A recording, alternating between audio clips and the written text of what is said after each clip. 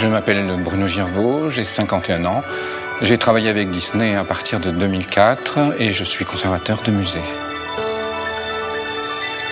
Alors ici, nous sommes chez moi. Je vis entouré de jouets, puisque je suis collectionneur de jouets, passionné de jouets. J'ai donc chiné au cours des années.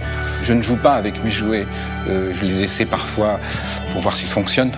Donc j'espère que je suis quand même devenu un adulte.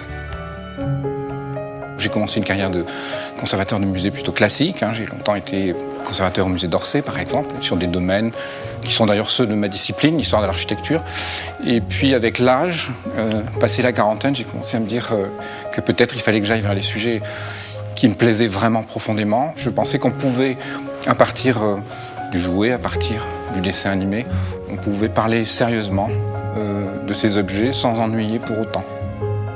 Mon premier lien avec Disney remonte à très longtemps. C'est le premier film que j'ai jamais vu au cinéma, et c'est Le Livre de la Jungle. Ça s'est renoué à un moment inattendu avec mes enfants, en fait, en visionnant des films, des classiques Disney. Et je me suis rendu compte tout d'un coup qu'il y avait sans doute derrière ces films des liens avec l'histoire de l'art. Et notamment, la première chose qui est apparue, c'est dans La Belle au bois dormant, c'est le château. Je voyais tout de suite un certain nombre d'influences dans l'architecture, et notamment le château de Louis II de Bavière, le château de Neuschwanstein, et je voyais toutes ces sources d'inspiration apparaître à l'écran.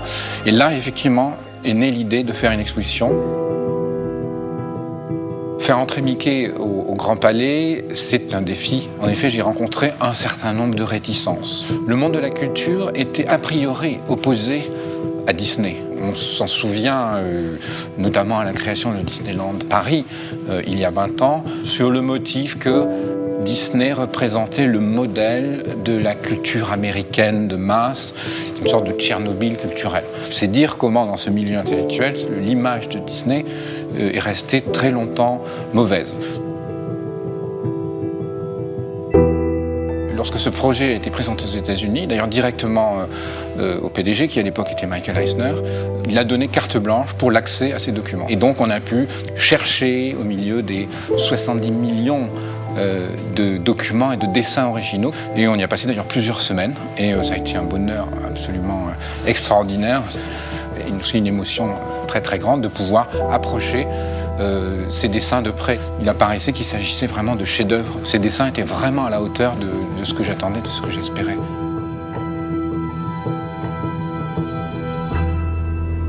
En fait, l'exposition a eu un succès à la fois populaire, puisqu'on a eu pratiquement 300 000 visiteurs à Paris, mais, et c'était plus inattendu, aussi un succès critique, à la fois dans la presse et aussi dans ce fameux milieu intellectuel et culturel qui a même découvert, dans la quasi-totalité des cas, la richesse de ces sources européennes, de ces racines et de cette culture des artistes Disney.